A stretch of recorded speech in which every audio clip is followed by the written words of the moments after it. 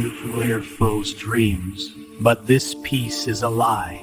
You enter deep sleep, your throat muscles surrender. They go limp, your tongue becomes a dead weight, sliding backward to crush your own airway. Airstools, a tiny slip, ripping the soft tissue into your friends. Then, the catastrophic failure. The walls slam shut. Silence. You are no longer breathing. You are suffocating in your own bed. Stay alive.